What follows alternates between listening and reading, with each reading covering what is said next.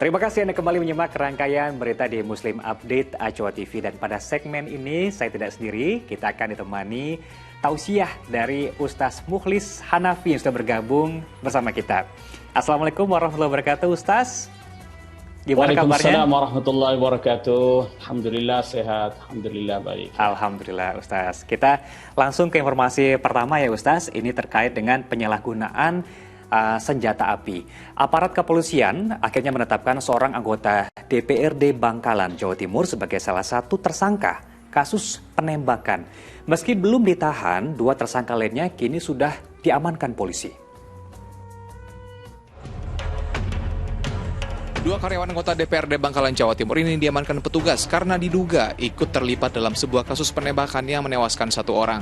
Namun sang eksekutor berinisial H yang merupakan anggota DPRD Bangkalan dan sudah ditetapkan sebagai tersangka belum ditahan dan hanya dikenakan wajib lapor.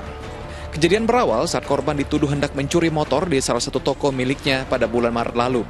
Kesal karena korban tak mau mengaku, tersangka yang berinisial H menembaknya dengan senjata api jenis revolver hingga tewas. Dua tersangka, inisial M dan inisial S, beserta barang bukti satu pucuk senjata api jenis revolver. Lalu kami amankan di Mapolres. Setelah dilakukan pemeriksaan mengarah ke inisial H. Inisial H ini pejabat. Diketahui korban merupakan residivis kasus yang sama dan sudah 5 kali beraksi di kawasan tersebut. Polisi masih akan melakukan rekonstruksi di TKP untuk memastikan keterlibatan anggota dewan dari fraksi Gerindra tersebut. Salina Wali melaporkan dari Bangkalan, Jawa Timur. Ya, Ustaz, tentunya ini kan masih dalam ranah pemeriksaan polisi. Kita belum tahu seperti apa penyelidikan lebih dalam terkait hal itu. Apakah ada faktor kesengajaan atau faktor membela diri. Tapi yang saya ingin tanyakan di sini Ustaz, apabila di sini kita menganiaya adanya maling begitu Ustaz ya. Jadi jatuhnya sebagai main hakim sendiri. Ini seperti apa Ustaz hukum dalam Islam? Ya, pertama kita harus lihat ya bahwa kita semua berkewajiban untuk melakukan amar ma'ruf nahi mungkar ya. Jadi kemungkaran itu harus dicegah. Tetapi mencegah kemungkaran itu ada beberapa level ya. Ada yang bisa dilakukan secara perorangan, tetapi ada juga yang harus dilakukan oleh aparat penegak hukum ya. Jadi tidak bisa sembarangan orang melakukan menegakkan mencegah kemungkaran itu ya. Di sini ada praktek pencurian, maling ya, itu kan harus dicegah.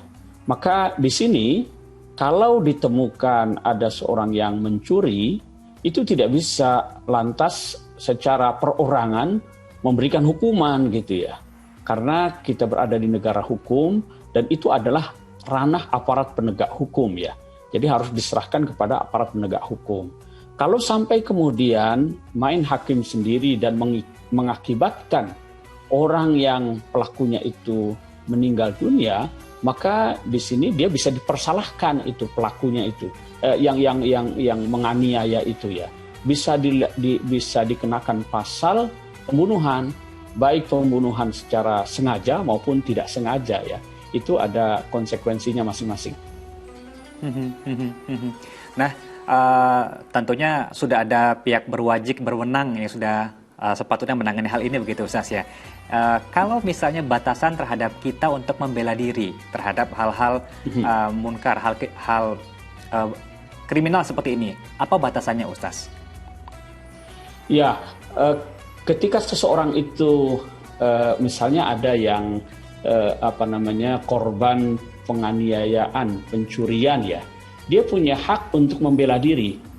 Dia punya hak untuk membela diri. Maka orang yang terbunuh karena mempertahankan hartanya, kemudian nyawanya, dia melawan lalu kemudian terbunuh, itu bisa dikategorikan sebagai syahid ya.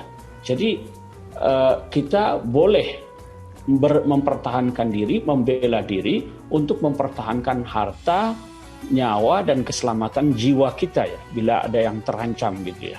Jadi boleh kita melakukan pembelaan diri atau perlawanan gitu.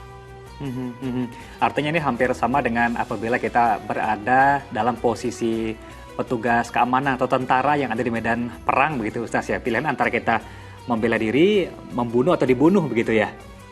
Oh iya, itu lain lagi persoalannya ya. Jadi memang dibolehkan itu. Dibolehkan dalam situasi dia membela diri dalam rangka menegakkan hukum. Dalam rangka menegakkan hukum.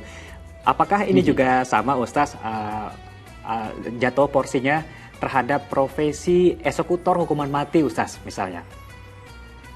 Kalau eksekutor hukuman mati itu kan dia menjalankan keputusan pengadilan atau aparat penegak hukum ya. Jadi dia melaksanakan tugas itu. Jadi bukan termasuk dalam kategori orang yang membunuh. Dia membunuh tapi secara hak, secara benar ya. Karena dia melaksanakan tugas yang diamanahkan oleh negara atau aparat penegak hukum atau pengadilan ya. Baik Ustaz.